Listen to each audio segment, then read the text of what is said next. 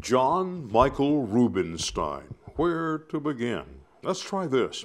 A Boonville native, he was an Asian Studies major at Vanderbilt University who became a TV sports anchor in Jackson. He possessed the intellect to do anything in the world he wanted, but he loved sports. He loved Mississippi, and he loved the camera. He became a star.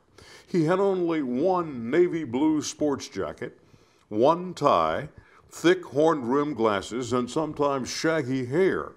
But he had a rich voice, a smooth delivery, fearless reporting skills, and a wit that made him easily the most popular sports anchor in Mississippi.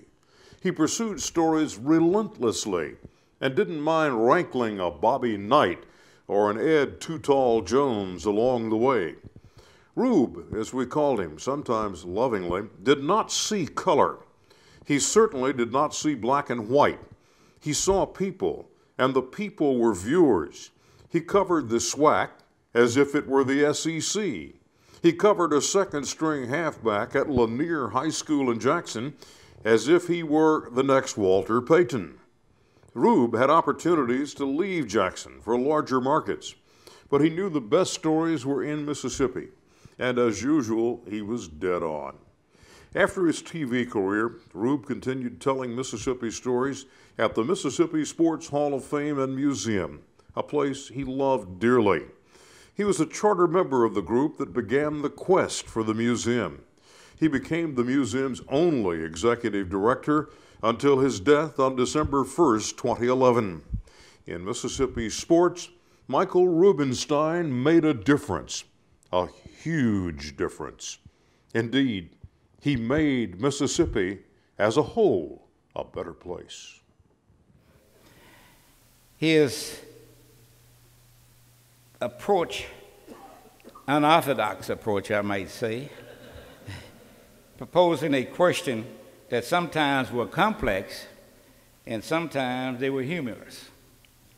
His views were very controversial at times. However, Michael could communicate and make everybody feel good.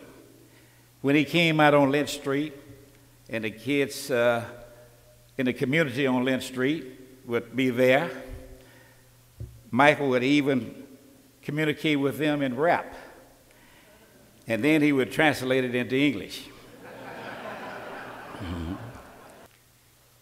What made him so good on TV was that he was such a fine writer.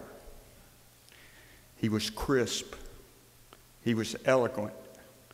He was witty. To me, here was a man who didn't straddle a fence. It was yes or no. No in between, whether you liked it or not. And I always admired that conviction. Whatever he stood for, you knew it. If he didn't stand for it, you knew it. And I've always appreciated that about him. When they say the term sportscaster, I think of somebody who just reads something that he has not prepared or researched. Well, I don't do that, and if that's what a sportscaster is, then I am not a sportscaster. I am a reporter who covers sports, and I work with more than just my mouth. I work with my head and my hands and my feet, you know, and I have to go out and hustle these things and find these things and be in the right place at the right time with the right film and the right background material. What I do is no different from what any other reporter does covering any other beat. But unfortunately, that's not industry-wide. For those of you who may not know, the museum has never received any taxpayer support for its operation since it opened on July 4th of 1996, which makes our sponsors crucial to the future of the museum. If you see David or any of the sponsors that you've seen roll by on the screens tonight, later this evening, I hope you'll be sure and say thanks, because corporate support is everything to our museum.